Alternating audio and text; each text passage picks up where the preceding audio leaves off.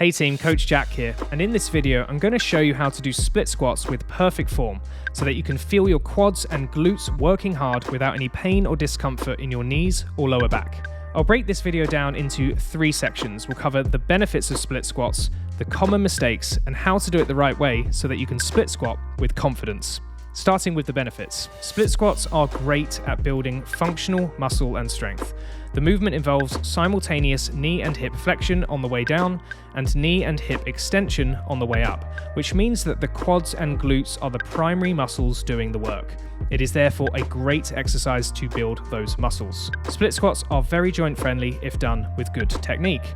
The only mobility requirement is adequate hip flexion, so as long as you can achieve at least a 90-degree hip angle while maintaining a neutral spine, you're in the clear to perform the movement safely. It's also easy on the lower back because it's not very demanding on the core and spinal erectors. This means you can really push your legs without any fear or risk of injury. Lastly, being a unilateral exercise, split squats are great for balancing left and right asymmetries in strength, as well as challenging your ankle, knee, and hip stabilizers, which are all important for healthy, functional joints. Okay, so that sounds great, but split squats are often performed incorrectly, and that's going to negate the benefits and can easily lead to joint pains as well as pulled muscles. So I want to show you the 3 most common mistakes and how to fix them, and then I'll walk you through how to perform the perfect split squat step by step. So mistake number 1 is performing split squats with a vertical torso. Being nice and tall might look like good posture, but if you have too much weight going through the back leg, then you're going to place a lot of undue stress on the back knee, and you're going to fail to load the front glute, which is one of the primary muscles you're trying to target. So what we want instead is a slight forward angle of the torso so that most of your weight is loading the front leg and you're effectively loading the quads and glutes on that side. The second common mistake is to step too far back. This is likely to tilt your pelvis forward and arch your lower back. When you descend, you're likely to feel an uncomfortable stretch across the back hip, which can limit range of motion, and you might feel some lower back pain at the top of the movement because when your lower back is hyperextended, the facet joints of your lumbar spine are jammed together. So what you want to do instead is take a moderate step back and keep your weight mostly under the front foot. A good rule of thumb is for the back knee to be directly under the hip at the bottom position of your split squat. This will enable you to maintain a neutral spine position with the rib cage stacked over the pelvis.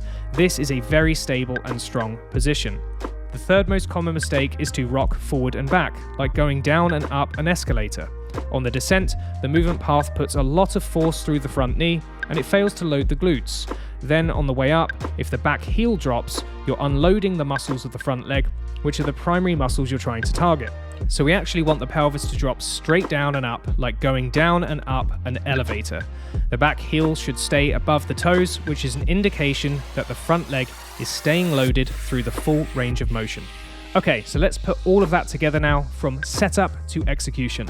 Start by gripping a pair of dumbbells deep in the palm of your hands. Squeeze tightly and stand up. Step back to give yourself space to descend and assume a hip-width stance. Squeeze glutes, brace abs, and pull your shoulders back to align your spine and stiffen the torso. Take a moderate step back while leaning forward to keep most of your weight centered over your front foot. Think of 75% of your weight going through the front foot and 25% of your weight going through the ball of the back foot. Notice the forward angle of the torso, which is necessary to achieve this weight distribution.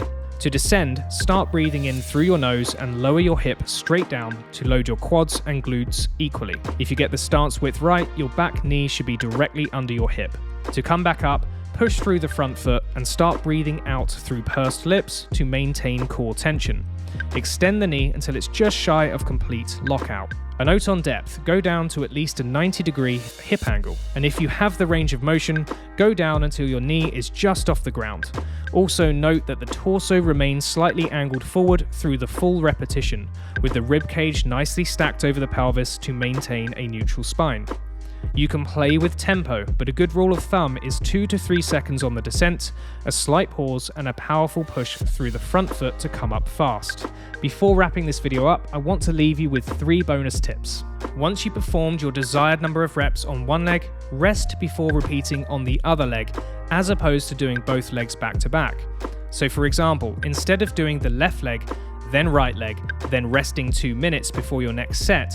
Do the left leg, rest a minute, do the right leg, rest a minute, and repeat like this for your desired number of sets. This will do a better job of recovering your legs so you can push yourself harder with better form. Second bonus tip. I highly recommend that you go barefoot or wear a barefoot, minimalist, or cross-training shoe. This will help you to feel your whole foot and have a strong connection with the ground. It will give you better stability through your foot, knee, and hip, which means you'll be safer and stronger. Lastly, once you get reasonably strong at split squats, I encourage you to wear lifting straps so that your grip does not limit how much weight you can handle. You can then continue progressing this lift and ensure that you're able to push your legs close to failure. This is necessary to achieve maximum gains from this exercise. Okay, that's a wrap on this video. I really hope that you found it helpful. Tell me, what other exercises would you like to see a form fix for? Drop your response in the comments. And before you head off, please don't forget to like this video and hit that subscribe button if you haven't done already. I really look forward to seeing you again in the next one.